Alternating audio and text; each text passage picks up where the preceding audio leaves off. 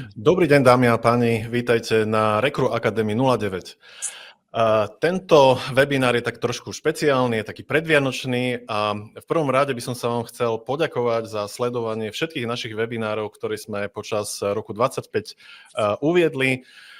Priniesli sme strašne veľa noviniek ako komunikačný modul, referral program a nedávno sme publikovali AI agenta. A dnes to nebude inač.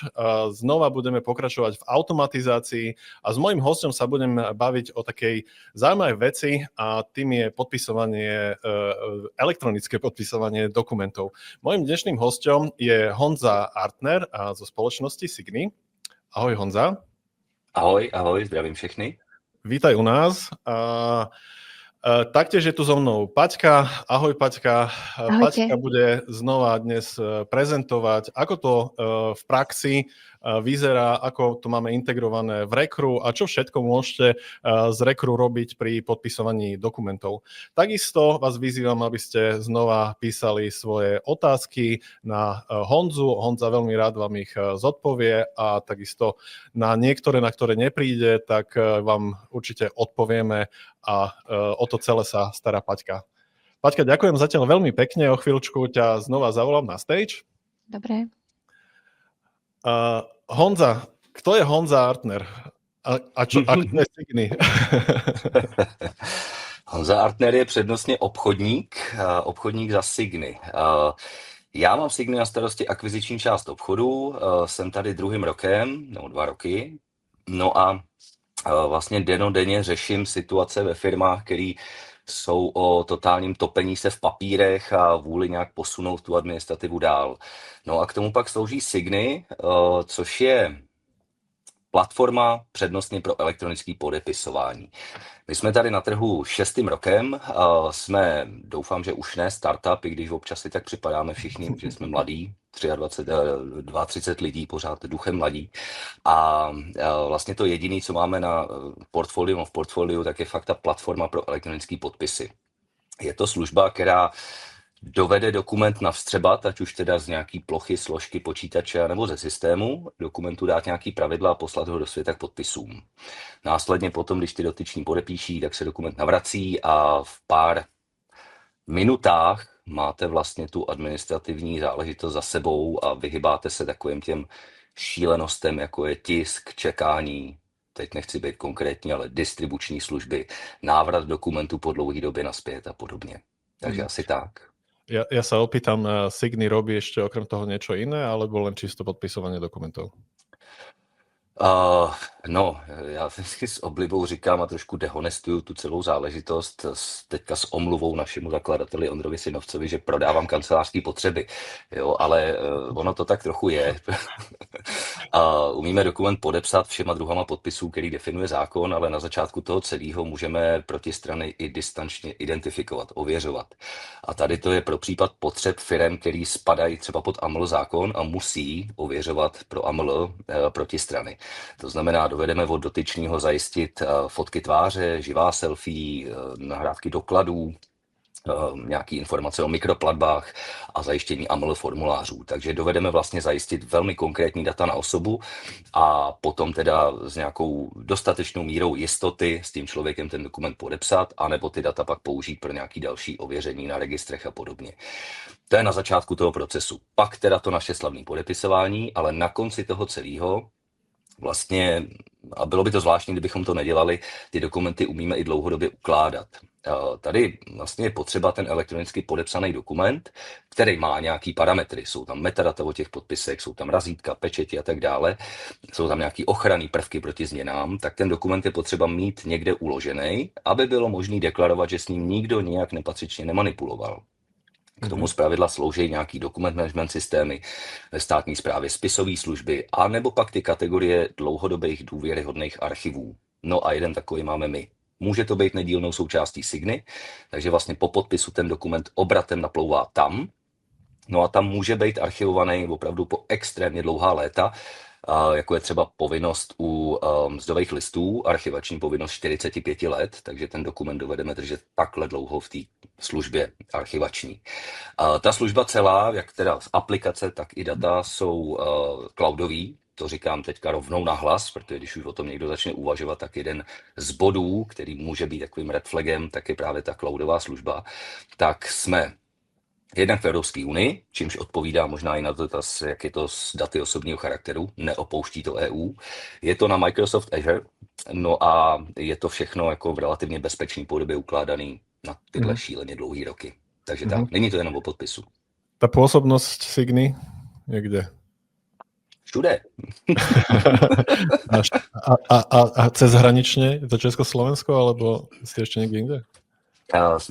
Máme samozřejmě centrálu v České republice, pobočku v Bratislavě a pobočku v Maďarsku.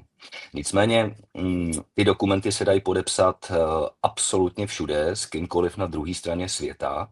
A já vždycky říkám v rámci civilizovaného světa, takže tam, kde jako je konektivita k internetu, kde jako lidi mají chytrý zařízení a podobně.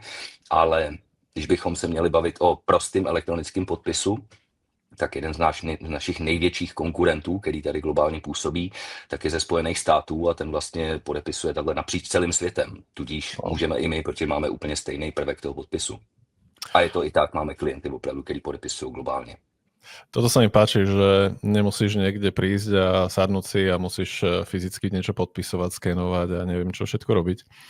My keď sme si sedeli ešte pre touto reláciou, tak ja som ti hovoril tú príhodu ohľadom toho Fínska. Keď som pracoval v 2007 roku a došiel som tam do agentúry a tam ma prekvapila taká vec, že hľadal som, kde majú uložené dokumenty. Hej, že u nás to boli veľké skrine. Tá firma mala 5000 zamestnancov, bola to personálna agentúra. A ja sa ich pýtam a oni sa zo mňa smiali, že kde sú papiere. A on, že aké papiere? Že každý náš zamestnanec má aplikáciu, on si v tej aplikácii šťuchne, autentifikuje sa a všetko to ide. Hej, čiže mňa to prekvapilo už vtedy, že aká úžasná vec, no len legislatívne u nás to bolo absolútne nepriestrelné. Hej. A tam už 20 rokov dozadu, už tieto veci mali zjednodušené, zefektívne a všetko fungovalo, hej, a funguje doteraz, že žiadne papiere. Došli na Slovensko a bol majiteľ prekvapený, že kokos, ja musím nejakú bezpečnostnú skriňu kúpiť a čo s tým musím robiť, že akože vôbec nerozumel tomu, že tam máte jasné, že sa autentifikuje. Že? Takže taká zvláštna príhoda, ale stalo sa mi to. No. Slavko, ono to trvá pořád a je to o lidech. Je to opravdu o lidech, protože já samozřejmě mám někdy jaký nutkání, ale pochopitelně si to nemůžu dovolit, že to v člověku vzbuzuje trochu úsměv, když se s něčím takovým setká u klientů. Ale je to realita a je to fakt o lidech, protože jsou někteří, kteří jsou fakt hrdí na ty šanony, plechový skříně a věci, které já vidím na tom onlineu za nima. Taká výkladná skříň, vieš? To je výkladní skříň, ano. A to je takový to, jako když se baví s klientem a no víte, k nám přišel zaměstnanec, který tu byl zaměstnán v 75. roce. No a teď potřeboval nějaký, nevím, dodatek, pracovní smlouvu. No a já přesně vím, kam sáhnout a tam to dohledám. Říkám, to je skvělý, jak dlouho vám to trvá? A co když povoděň, vyhoříte, nevím, samozřejmě nějaký přírodní katastrofy se nabízejí, ale hlavně je ta nemožnost to dohledat, jo? Ale je to fakt o lidech, že někdy někdo tvrdí, co je psáno, to je dáno a tužka papír, nic než papír. Tak to je. A ta doba se mění, naštěstí, je to tak. No dobre, teraz mám plnú skriň papierov, kde začať? Keď chcem sa rozhodnúť, že dobre, tak už mi to board povolil, ja som sa nejako že rozhodol a čo mám urobiť? Že kde sa rozhodovať vlastne v tom, že čo mám urobiť ako prvé? No, ty jsi to řekl sám, vzal jsi mi to z úst v tom rozhodnutí hlavně, který fakt není jednoduchý, jo? Protože jako rozhodnout se, že najednou donutím zaměstnance zahodit tužku, vzít do ruky chytrý telefon nebo stylus nebo klávesnici, vlastně vůbec není jednoduchý. Kolikrát v těch firmách jsou lidi v předdůchodovém věku, lidi jakkoliv rezistentní vůči té digitalizaci, lidi, kteří mají obavy z bezpečnostních rizik a tak dále. A to přemlouvání je velmi těžký. Takže to rozhodnutí do toho jít je klíčový. Potom je to o tom udělat si na to čas. Opravdu si ten projekt pečlivě naplánovat a říct si, dobře, tak teďka máme prosinec 2025, tak někdy v březnu 2026 začnu ten projekt nějak pomalu rozvíjet a rozmotávat. A každému klientovi vždycky na začátku slibuju, že mu přinesu krev, slzy a pot. pro třeba první pololetí. To aj my, to aj my. Jo. Ono to opravdu jako dělá spoustu vrásek na začátku a je to velmi časově a energeticky náročný projekt. Ale ve velmi krátkém horizontu potom to přináší ovoce, protože najednou netisknete, nečekáte a tak dále a tak dále. Další věc, kterou opravdu jako zdůrazním, čím začít, tak je mluvit o tom. A zase se dostávám k meritu věci, ten zaměstnanec zahazuje tužku a bere si do ruky svůj telefon, kterým podepíše. No a čím dřív se o tom začne mluvit, tím líp se mění to myšlenkové nastavení těch lidí a snáš to akceptujou. A ta komunikační strategie je opravdu klíčová a doporučujeme ji vlastně nastavit už ve chvíli, kdy to rozhodnutí, že do toho jdeme, padne. Takže dobře, modelový příklad je prosinec. Board, majitel řekl příští rok, ať se to stane, já to mám v KPIčkách, tak v rámci nějakého svého mailu, nějakého newsletteru, který jako personalista budu lidem posílat k Vánocům, tak bych tam třeba avizoval i projekty na příští rok. A milí zaměstnanci, v březnu, v dubnu, až budeme mít za sebou ty daně a tyhle všechny růžovky a tyhle věci, tak se pustíme do prvních dokumentů, který budeme řešit už elektronicky. Jediný, co od vás k tomu potřebuju, je váš soukromý e-mail. Možná se k tomu dostaneme, Slavko, za chvilku při nějakým povídání si o legislativě. Ale opravdu ta včasná komunikace je klíčem k tomu úspěchu. Samozřejmě ještě doplním s důrazem na benefity pro toho zaměstnance. Pardon, teď budu hodně přímej. Řadovýho zaměstnance absolutně nezajímá, že to firmě ušetří peníze, že personalista bude mít víc času, že to je jeho práce, tak ať jako tiskne a chodí za náma, že jo. Ale jeho zajímá, co to přinese jemu. Že nebude muset běhat do té kanceláře, že to nestratí ten dokument, že to může v klidu nastudovat z pohodlí domova a pak to podepsat distančně. Takže na ty benefity v té komunikaci je fakt zásadní se soustředit. Je nejaký typ firiem, s ktorými vy máte skúsenosti, ktoré na to nabehli najrýchlejšie? Ja neviem, teraz poviem výroba, stavebníctvo, personálne agentúry, že čo sú také tie, kde to ide ľahšie a keď môžeš povedať, kde to ide ťažšie, nemusíš menovať, aj samozrejme. Samozřejmě napadá hnedka několik jako zářezů na paždě,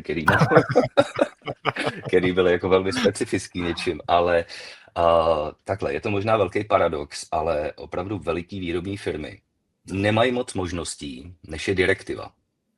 A tam opravdu, jako když se řekne, ale zase předchází tomu ta komunikace, ale potom ze dne na den oni jsou schopni to překlopit do digitální podoby, protože těch lidí je fakt tolik, že konzultace, diskuze a vysvětlování by to zbytečně prodloužilo. Takže neříkám, že se to týká fakt všech, ale v některých případech velkých firm ta direktiva a opravdu odstartování ze dne na den může být cesta. Jinak samozřejmě obecně úspěšný jsou výrobní firmy, protože logicky mají hodně zaměstnanců, hodně se tam podepisuje a tam té administrativy dovedeme ubrat opravdu co nejvíc.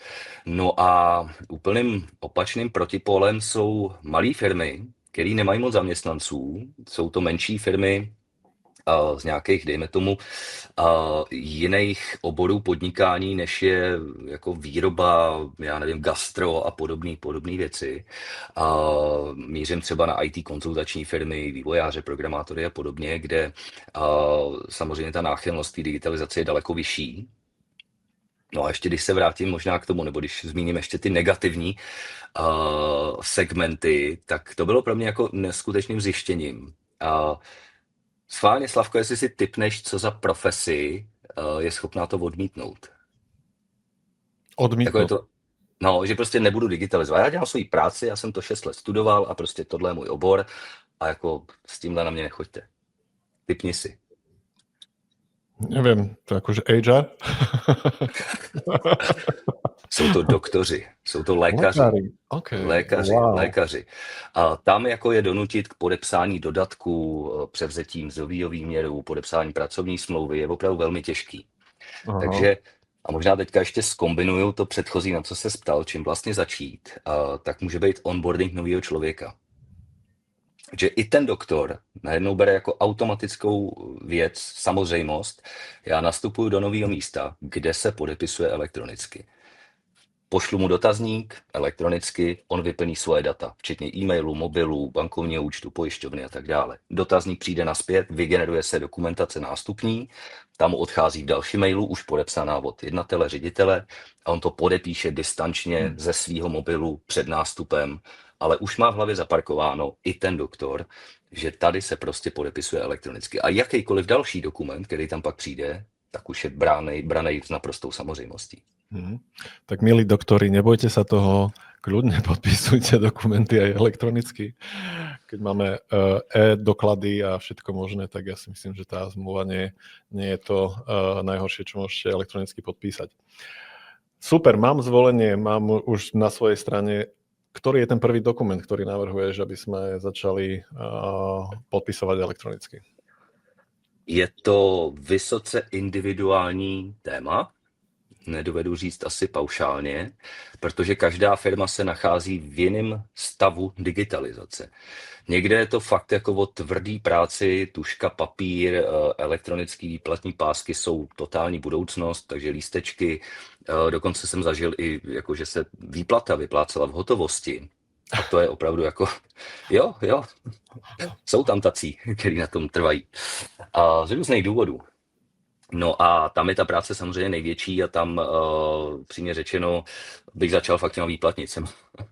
Ale pak jsou firmy, které už jsou v nějakém stádiu digitalizace, takže výplatnice jedou elektronicky, výplata samozřejmě taky. Už mají třeba i nějakou aplikaci pro komunikaci se zaměstnancema, takže oni si tam dovedou zažádat o dovolenou a podobně, evidovat docházku a tak dále. Objednat si přes to oběd nebo kýhovírat, co já vím, co všechno. A pak ten podpis je jenom nějakou nadstavbou a dalším krokem. No a pak se samozřejmě nabízí to odstartovat prvním dokumentem a to je souhlas s elektronickou komunikací. To je dokument, který je vyžadovaný podle poslední novely zákoníku práce a vlastně i té předchozí z října 23, který je vyžadovaný pro takzvaný přísný režim doručení, do kterého spadají platový mzdový výměry, vytýkací dopisy a jednostranné výpovědi. A tam je potřeba doručovat do soukromé sféry vlivu zaměstnance, podle Flexi novely ještě možná přes elektronickou komunikační aplikaci zaměstnavatele. No ale ten soukromý e-mail, tu sféru vlivu byste měli mít jako zaměstnavatele někde ukotvenou. Takže ten zaměstnanec vám dá souhlas s tímto dokumentem, uvede tam svůj e-mail, uvede tam svůj mobil a od toho momentu už se dá prakticky všechno posílat elektronicky. Takže to může být jeden z prvních.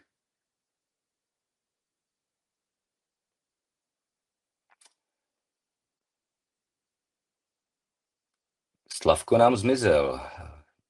Mikrofon, Patricie. A už som späť. Pardon, neviem, čo sa udialo. No zatrnulo ve mne pekne. Aj o tom sme sa bavili, že čo sa môže stať, hej, tak môže to aj padnúť.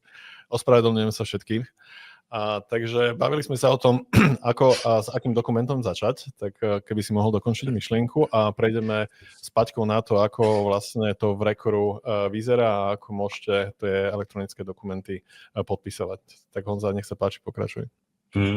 Ne, jak jsem zmínil, ten hlavní dokument, který vás pak opravňuje podepisovat s lidmi, zejména ty dokumenty v přísném režimu doručení, je souhlas s elektronickou komunikací. Ten by měl být jako absolutně první, zejména u toho nástupu nových lidí, protože pak vás to opravňuje k podpisu i toho platového mzdového výměru v rámci nástupní sady dokumentů.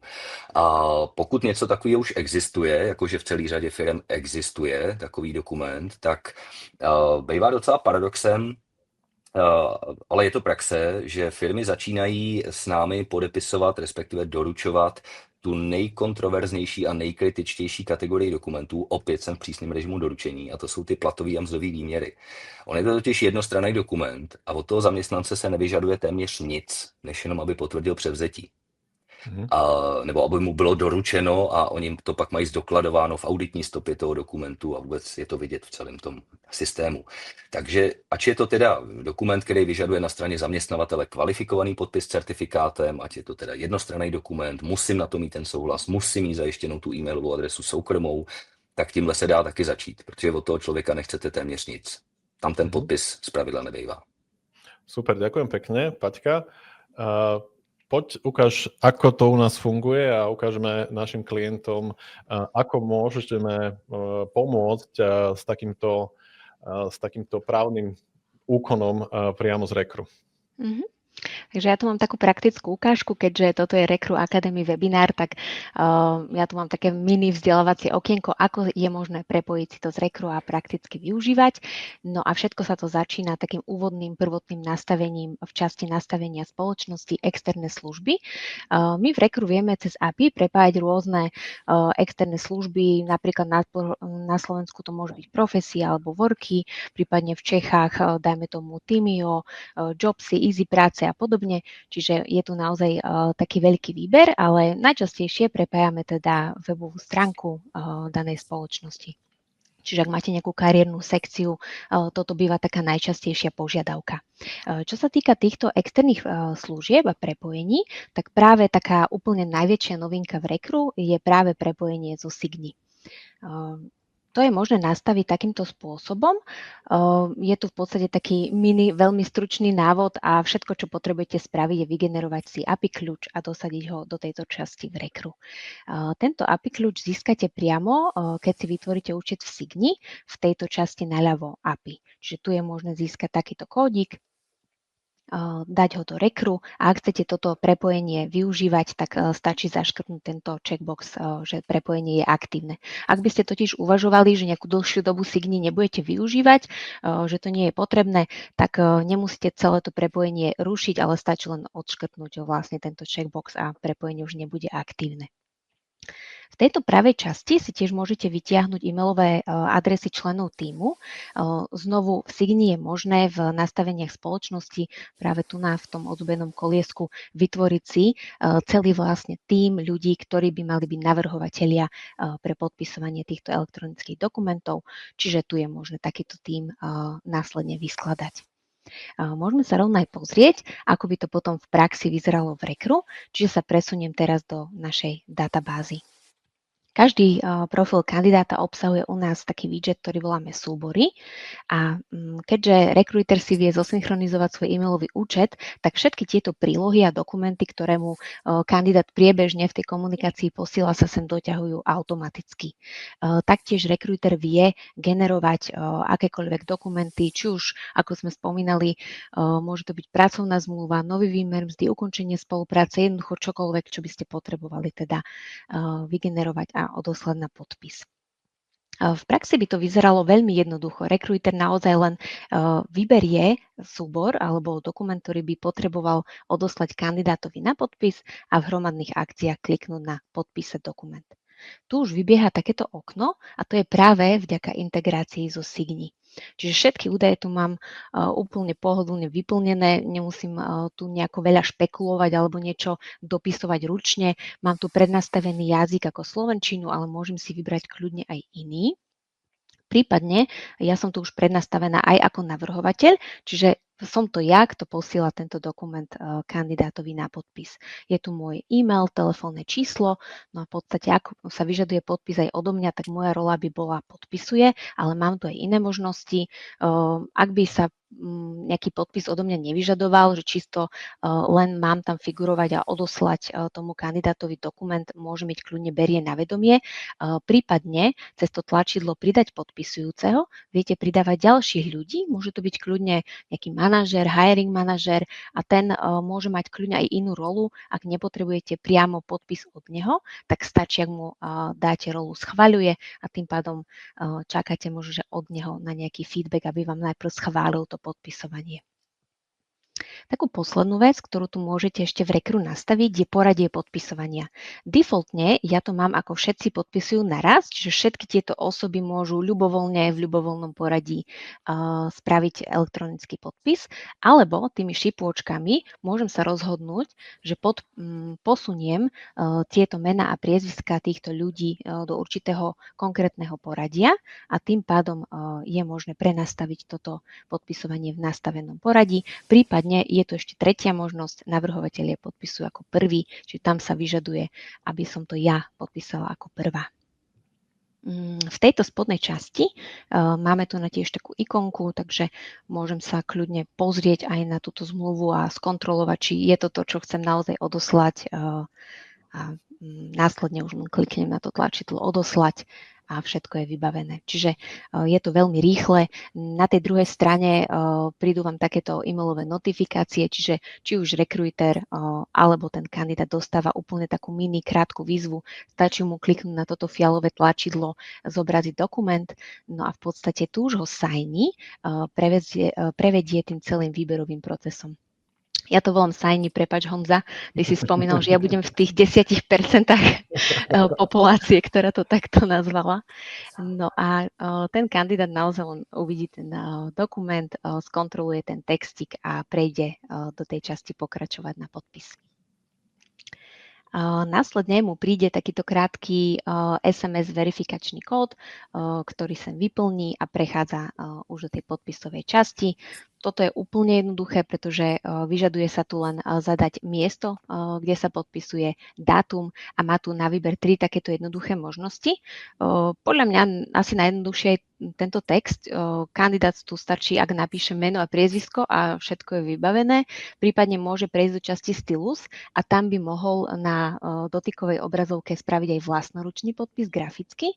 Prípadne, ak už má niekde v mobile alebo na počítači uložený svoj podpis, tak môže ho vložiť aj ako obrázok. No a mám tu aj takú ukážku, ako by to potom vo finále vyzeralo. Čiže tu je tá odoslaná zmluva. Tu je ukážka toho grafického podpisu, prípadne to môže byť ten vložený obrázok. A tu je taký prípad, kedy mi to kandidátka podpísala len vyplnením mena a priezviska. Takže takto to potom vyzerá na tej druhej strane.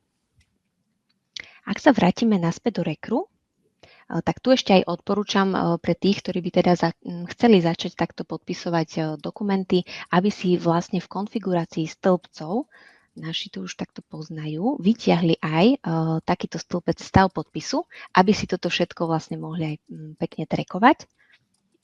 To znamená, toto by tu pribudlo a tým pádom rekruiter naozaj, keď to úplne zhrniem, všetko, čo potrebuje spraviť je označiť si dokument, kliknúť v akciách na podpísať a potom si sleduje už len stav podpisu. Bude odoslaný na podpis, alebo je dokument podpísaný. To je všetko za mňa. Super, Paťka, veľmi pekne ďakujem. Honza, nech sa páči. Můžu jenom krátký doplnění. Jednak teda palec nahoru za podobu vašeho systému vypadá opravdu velmi krásně a uživatelsky hodně přívětivě. Jenom ale k té naší části měl bych tady jeden point, jakmile přijde podepisující protistraně zpráva, tady to vypadalo, že to všechno v režii Signy. Ono je, ale může to vypadat jako vy. Vaše identita, vaše loga, vaše barvy, vaše texty. Takže zaměstnanci přijde opravdu mail, který má logo zaměstnavatele a tak dále a tak dále. Čili zvyšuje to nějakou důvěryhodnost ten podpisový krok. Další věc, co bych důrazně doporučil, zejména v personalistice, upravit na úrovni služby, je, jakým druhem podpisu nechám toho zaměstnance podepsat. A nabízí se opravdu pouze klávesnice, čili vepsané jméno na klávesnici, nebo taková ta velmi základní biometrie, kdy napíšu jako jméno. Nemusím brát do ruky stylus, může to být myší, může to být prstem na mobilu, může to být na touchpadu. Ale co bych vypínal je opravdu načtení toho skenu. A z jednoduchého prozaického důvodu. Ona míra lidové tvořivosti nezná mezí. A on to vždycky nemusí být podpis, co tam ty lidi vložejí. Vieme si predstaviť. Je to tak. A možná tam vyplynou další dotazy, jestli vůbec to napsané jméno na klávesnici je jako právně uznatelný. Je. Jednak teda ten člověk dal souhlas k tomu, že do toho mailu může přijít ta zpráva. Jednak ta zpráva přijde opravdu nebo ten odkaz je nějaký unikátní URL kód a jednak je to ještě ošetření tím dvoufaktorovým ověřením. Všechno je to vlastně zamčený v rámci toho jednotného workflow, kde ten dokument běží tomu danému člověku. A může to skončit i v nějaký rodinný e-mailové adrese a to platí zejména u těch velkých výrobních firm, kde jsou ty lidi v předdůchodovém věku a svůj e-mail nemají. Takže tam je Novákovi seznam.cz, tomu člověku to tam přistane. No a už třeba před tím zobrazením toho dokumentu může být uplatněný dvoufaktor, při podpisu zrovna tak. A pak nevadí ani tlačítkový telefon, který ten člověk má, protože ten má pouze a jenom ten zaměstnanec, který to má vidět a pak to má i podepsat. Takže tak, už mlčím, pardon. Nie, v pohode. Ty si aj začal nejaké tie bezpečnostné veci. Ja si myslím, že toto je asi najväčší taký stoper pri tom rozhodovaní. Sú tieto dokumenty právne záväzné? Jsou právně závazný, respektive ty podpisy jsou naprosto korektně provedený, vychází to i z legislativy, budu konkrétní, z evropské právní úpravy eIDAS o elektronické komunikaci a mimo jiné i podpisech. My pracujeme se 3 druhy podpisů, který ta norma definuje. Je to ten prostý podpis, který jste viděli teďka, pak to může být vyšší úroveň podpisu, zaručený podpis a pak ta nejvyšší úroveň podpisu, kvalifikovaný podpis s certifikátem. Oni se liší v tom, jak je zajištěná návaznost na toho člověka, kdo mi to vlastně podepsal. U kvalifikovaného je to evidentní. V České republice jsou 2 autority, které můžou ten podpis vydat. Ten token, je to Česká pošta, je to první certifikační. Tam vás totožní ten zaměstnanec na přepážce checkpointu a dávám ten token, jste to vy. Prostřední úroveň je bankovní identita, zaručený podpis, tam zase, že jste to vy, řekne ta banka, do které se zalogujete při tom podpisu. No a u toho prostého podpisu je to vlastně o dokazování, že na konci toho e-mailu sedí opravdu ten člověk. My k tomu přidružujeme ještě ten dvoufaktor, to je doplněk, ale to dokazování může být následující. Vy se dovedete opřít, samozřejmě v ideálním případě, o ten souhlas elektronickou komunikací s tím zaměstnancem. Pak se můžete opřít třeba o předchozí e-mailovou korespondenci s tím člověkem a i to je vnímáno jako dostatečné unesení důkazního břemena, že to je on v případě soudního sporu. No a pak zmiňoval jsem to na začátku, že Signy není jenom o podpisu, můžete toho člověka ještě dopředně ověřit, že to je opravdu on a že na tom e-mailu sedí opravdu on. To znamená, nemusíte použít tu celou sadu těch ověřovacích kroků, jako je občanka, řidičák, fotka, živý selfie, mikroplatba, AML formulář. Ale v případě personalistiky se používá zpravidla třeba jenom fotka tváře a fotka jednoho dokladu. Data přijdou k vám, vy je schvalujete a na ten samý e-mail mu pak odchází ten dokument podpisu. Ale už máte data u sebe o tom ověření a už máte v případě sporu nabito, že opravdu na tom konci seděl opravdu on. A čo GDPR? Hej, ty si spomínal nejakú európsku legislatívu, predpokladám, že Česko a Slovensko má svoje právne veci, ktoré sú s tým spojené, ale GDPR je skoro všade, skoro rovnaké, hej, že ako má to nejakú právnu náväznosť, alebo ako by som to nazval, to elektronické podpisovanie a ochrana osobných údajov. No, možná ani ne tak jako ten podpis, i když těžko říct, já nejsem právník, jsem pouhým hloupým obchodníkem, ale zastupuju Signy, zastupuju tuhle problematiku, tak minimálně nějaký základní informace mám a předám vám je. Nakládáme s daty osobního charakteru, to je pravda. Všechno je to ukotveno vždycky ve smlouvě o zpracování osobních údajů, kterou s klienty podepisujeme, kde jsou jednoznačně dané role, kdo je správce, kdo je zpracovatel, jaké do toho vstupují třetí strany a tak dále. Dál je tam fakt, a ten je hlavní, že data neopouští Evropskou unii. My jsme cloudová služba, jsme u Microsoft Azure Cloudu v rámci EU. Na jednom úložišti, na jednom datacentru leží data jako backup, na druhém samozřejmě aplikace a databáze jako takový, takže jsme plně v souladu s GDPR. Ale objevují se tady občas takové požadavky, jste cloud, rovná se data nemáte u sebe, nebo klient nemá data u sebe, takže chceme to mít in-house. I to dovedeme, tu on-premise službu taky dovedeme zajistit, ale pořád tady je fakt, že na krátkou chvilku si ten dokument převezmeme a pak ho obratem vrátíme. Náš pan jednatel má krásný pojem tady pro tu variantu služby.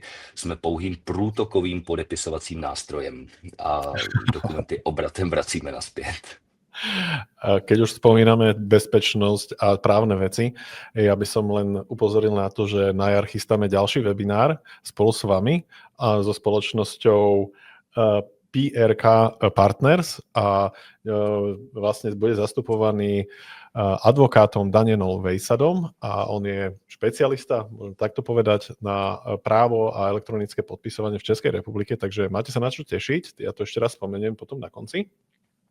Ja by som sa ešte chcel opýtať takú jednu vec, že bavili som sa, že mám to od boardu potvrdené, hej, že už sme sa rozhodli, ale potom sú tam taký jeden faktor a to sú zamestnanci. Ako komunikovať tieto veci so zamestnancami, hej, že vlastne prešli sme celý život, ja neviem, ja mám 51 rokov, v živote som neurobil žiaden elektronický podpis a teraz wow, hej, že máte tam nejaký tip alebo niečo, čo by si poradil tým HR odborníkom, ktorí toto, alebo mzdovým, to už jedno, kto tam to bude robiť?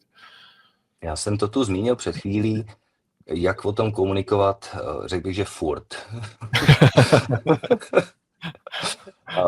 Neustále od prvopočátku toho projektu, a to takže velmi pozitivně, s důrazem na osobní profit toho zaměstnance, který z toho bude mít. To je z mého pohledu opravdu klíčová věc. Mluvit o tom, mluvit o tom, mluvit o tom. Nabízí se tady jako celá řada kanálů komunikačních, které jsou zase opět velmi individuální, protože jsou firmy, které už ten online mají celofiremně nějak zaběhlej, takže to můžou být nějaký newslettery, nějaký prostory na intranetu, nějaký společný týmový porady v onlineu a tak dále. Na druhé straně tomu zase můžou být jako ryze offlineové věci, takže na zase týmových poradách osobních můžou to být opravdu jako i třeba nástěnky ve výrobních halách a podobně s novinkama, co ty zaměstnanci potká, jak to bude vypadat. A na těch akcích, kde se ty lidi vidějí, ať už online nebo osobně, tak doporučujeme udělat opravdu praktickou ukázku toho, jak to vlastně proběhne. A protože ona to není žádná raketová věda, tam je jenom to hlavní téma a to je myšlenkový nastavení toho člověka. Že najednou nemá v ruce tužku a papír, ale má v ruce jenom ten svůj telefon. A pardon, teď budu zase přímej, na kterým bez tak o té pracovní přestávce sjíždí nějaký Facebook nebo YouTube a podobně, ale jakmile po něm chce zaměstnavatel, aby ho použil pracovním účelům, tak je tam velký bloker, prostě ne, stavím se na zadní, já nemám e-mail, nebudu to dělat. Tak s tímhle je potřeba pracovat a ty lidi pomalu přesvědčovat, že to jde, že to není nic hroznýho, že vlastně jim jenom do toho mailu přijde e-mail, zpráva, kterou rozkliknou, tak jak ukazovala Paťka před chvilkou. Ve výchozím prohlížeči se jim zobrazí dokument, kliknou, dají 4místný kód, když mají Apple, je to lepší, to se přepíše samo, že jo? A vlastně hnedka podepisujou, když se spokojí s tím textově napsaným jménem, tak jenom potvrdí a odejdou. Tam jde o ten důraz na tu jednoduchost toho kroku a že oni najednou nemusí nikam chodit a jako něco podepisovat někde v kanceláři a podobně. Takže pořád o tom neustále pozitivně komunikovat. Mňa teraz napadlo taká vec, vieš, že však tí zamestnanci, aj my všetci, ten elektronický podpis v jednej podobe používame a to pri každej platbe z banky. Hej, že vlastne a cez ten chytrý telefón, hej, v Českej republike, u nás je to smartphone, tak prídeš tam, hej, autentifikuješ sa a pracuješ s peniazmi, to ešte viac ako podpísanie pracovnej zmluvy, vieš, že proste tam robíš už s tou tvojou hodnotou, ktorú ty si nejako dal a tam tí ľudia tomu dôverujú, to je zajímavé. Hele, i jinde, opravdu i jinde a to je opravdu největší bizár, protože i ten řadový zaměstnanec, teď jako nechci se dotknout, výborně soustruží, svařuje, cokoliv, ale i ten soustružník zpravidla má ten chytrý telefon a je schopný si kdejaký nesmysl objednat na e-shopu. Rovná se, potřebuju e-mail, abych se tam zaregistroval, něco si objednal. Udělám to a teď mi to přiveze s velkou slávou kurýr domů. No a vytasí se na mě s tím PDAčkem nebo s tím tabletem a já se mu tam upíšu tím klikyhákem, který rozhodně nevypadá jako můj podpis. Takže on si zažívá, ale je to podpis, je to jako za fyzický účastí druhé osoby, jsem to já a tak dále, ale on si zažije i tu vágní formu elektronického podpisu. Vůbec mu to nepřijde divný, ale je to běžná součást našich životů. Ale zase, jakmile přijde ten zlej zaměstnavatel, tak zaměstnanče a teď mi tady podepíšeš nový dodatek elektronicky a potřebuji od tebe soukromý e-mail, tak se stavím na zadní. S tímhle pak potřeba pracovat. Honza, čas nám neuveriteľne beží. Ja mám ešte kopec otázok na teba. Možno ešte využijem. A prišli ešte nejaké otázky, čo som si všimol aj od našich poslucháčov. Ako vidíš budúcnosť elektronického podpisovania? Pozitivně. Já tady jsem opravdu krátce, 2 roky nejsou žádná doba, ale sleduju vlastně od začátku, relativního začátku, co přišla v platnost ta novela, která nám ty dveře do digitalizace HR otevřela, tak sleduju ten vývoj. Na začátku tam byly takový ty dotazy, jestli je to vůbec právně uznatelný a tak dále, pak jako jestli to zvládnou naši zaměstnanci a teď už se mě jenom ptají, kterým dokumentem začít. Mění se to. A další point, který tady jako zaznamenávám u klientů, který mají trable s těma jako odmítačema digitalizace, tak občas někdo řekne, no my si musíme počkat na generační výměnu. A to je svatá pravda. Je to tvrdý, ale takový je život. Opravdu ti mladí dneska se naopak s despektem koukají na tu papírovou formu. A už jako, jo, je to tak. A zase je to jenom postřeh z praxe. U firem, který jsou jako sezónními pracemi, kde prostě v létě nabírají mladý brigádníky. A on řekne, no já předně jako nevystrčím papír, to jako podepíšem elektronicky a pro něj to bude jednoduchý a on ani nic jiného vyžadovat nebude. Takže je to věkem. No a pak se stane, doufám, něco, co občas jako je zajímavým důvodem nezájmu těch lidí, kteří jsou hrdí na ty své šanony vzadu, jak jsem před chvilkou taky zmiňoval. A my si počkáme, až to nařídí zákon. On to samozřejmě nikdy asi nenařídí striktně, ale možná tady nějaká vidina v roce 2000x100, nevím kolik je, uvidíme. Ale vidím to pozitivně, ten trend takový je. Tak to je super. Paťka, máme nejaké otázky? Áno, pribudli tu nejaké otázočky, jedna je dokonca aj na teba, Slavko. Takže najprv prečítam pre Honzu. Ako zaistíte, že sa k mzdovým pokladom dostane zamestnávateľ aj po 45 rokoch, čo sme zmieňovali niekde v úvode? Čo ak prípadne spoločnosť Signi už nebude v tej dobe existovať? Já doufám, že bude. Hodlám odsud odejít až do důchodu. Veľmi dobrá otázka. Je naprosto relevantní a klienti se na to občas taky zeptají. Samozřejmě Signy je tady 6. rokem. Nicméně veškerou infrastrukturu, veškerý technikálie jsme nastavili proto, aby to i po těch 45 letech bylo dostupný a bylo právně uznatelný, takto podepsaný dokument. My ty dokumenty po podepsání uzavřeme, uzamkneme, opatříme elektronickou pečetí a časovým razítkem, plus nějaký bezpečnostní prvky další a tak dále. A ten dokument by měl tendence po zhruba 5 letech expirovat, to razítko, a už by nebylo možné s bezpečím prokázat, že nebyl prolomen a někdo tam něco needitoval. Proto tady jsou tyhle kategorie těch úložišť, konkrétně náš dlouhodobý archiv, který dělá to, že kromě toho, že loguje práci a přístup k dokumentům, tak ještě aktualizuje po 3 letech ta časová razítka. Ta jsou mimochodem kvalifikovaná od první certifikační. V případě extrémního, excesního momentu je možné to konvertovat do listinné podoby, ale právě touhle metodou vlastně neustále natahujeme tu platnost a říkáme, pořád s tím nikdo nic nedělal, dokument je pořád platný, v době podpisu všechny certifikáty platily a v případě inspektorátu práce, kontroly, auditu a tak dále se to předkládá tam odsud. V souběhu s tím, a teď se podnesu do nějaký obecnější úrovně, jsme vybrali takový cloudový úložiště, který patří jednou k těm nejlepším, je to Microsoft Azure, a tam pevně doufám, že se s Microsoftem jen tak nic nestane. A nicméně doplním k tomu ještě jeden takový možná postřeh a dotaz, možná předejdu tomu dotazu. Když by to přišlo jako na pořad dne a Signy opravdu zmizelo ze světa, tak stejně je to všechno ošetřeno smluvně a ta data bychom samozřejmě zprostředkovali k nějaký migraci na jiné úložiště. Takže o ta data člověk nikdy nepřijde. A ještě k tomu doplním poslední věc. Vždycky doporučuji archivaci duplicitní. Jedna je v tomhle archivu, kde to je důležitý pro ty kontroly a pro ty oficiality, ale druhá archivace může být souběžná. Ať už automatickým přenosem na nějaký G-Drive nebo účet na OneDriveu, což je defaultně v té naší službě nastavený, nebo to může být ve vašem systému, kde se to taky buď prolinkuje nebo fyzicky uloží, a nebo to může být i jenom o tom, že ty podepsané dokumenty stejně přijdou v další příloze mailu a mám to v inboxu tak jako tak. A nebo si to prostě vytisknu, na checkpointu konvertuju a dám si to do madrace a mám to uložený. Ale o ty dokumenty by člověk stejně asi nepřišel. Těch možností, jak to uchovat, je víc. Super, ďakujem. Paťka? Ďakujem pekne za vyčerpávajúcu odpoveď. Ďalšia otázočka na teba, Slavko, taká zákulisná, tak možno, že budeš vedieť. Či pripravujeme integráciu Signy aj do sekcie klienti? Tak čo si myslíš?